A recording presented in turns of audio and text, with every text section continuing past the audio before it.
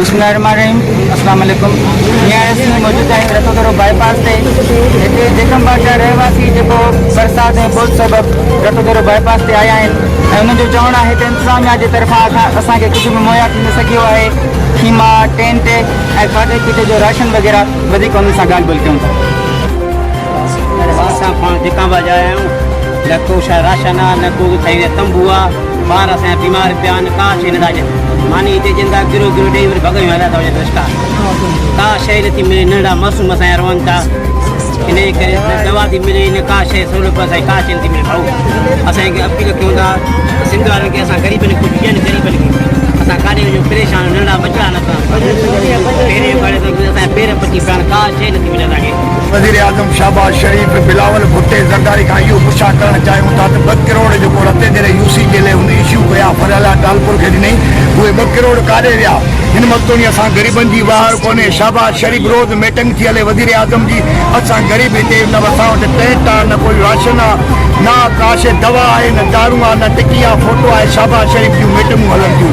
वज़ीर आला सिंध सैयद मुराद अली शाह उहो पंहिंजो कराची में डेकोरेशन में वेठो आहे का असांजी वार नथा करनि। पाकिस्तान जा हे जेके असांजे सिंध सूबे जा वज़ीर आला मिनिस्टर MN MP हे फिलाणा जेके अचनि था रोज़ गाड़ी ते हिते कूड़ा आसरा ॾेई असांखे अॼु तव्हांजे 25,000 कार्ड ते अचनि था सुभाणे अचनि था ॿिए ॾींहुं असां घर जा धिका खाऊं था होॾे वञूं था कार्ड चेक कराइण त 50 रुपयो ॾे असां वटि 5 रुपया कोन आहिनि जो गोरी वठी मलेरिया जी पंहिंजे बचड़नि खे खारायूं। असां रिक्वेस्ट कयूं था चीफ ऑफ आर्मी स्टाफ खे ऐं वज़ीर आज़म शहबाज शरीफ के वज़ीर आला सिंध सैयद मुराद अली शाह के ऐं बस वारा जेके बि अमलदार आहिनि वॾा उन्हनि खे अपील था कयूं खुदारा असांजी मदद कयो वञे। असां बेयारो मददगार हिते वेठा आहियूं रते जहिड़े लाड़काणे बाईपास ते बेयारो मददगार वेठा आहियूं असांजी मदद कयो। असांजा बच्चा हिते बुख मरनि था टेंट कोन्हे निकिरण में वेठा आहियूं छा बरसाति अचे थी असांजा बच्चा बीमार आहिनि। असां रिक्वेस्ट ते ॿाहूं ॿधूं था तव्हां वॾनि कामोरनि खे वज़ीर आला चीफ जस्टिस खे असांजी वार कयो असांजी मदद कयो। खुदा असांखे नथो मिले राशन ॾे अटो ॾे ग़रीबनि जे लाइ असां सभु मरूं था कुझु बि नथो बसि ईअं वेठा आहियूं। बरसाति आयो आहे सफ़ा जान छा पुल ते असां वेठा आहियूं वो कारवा जे वेठे सां असुल का शइ बि नथो मिले ईअं वेठा आहियूं।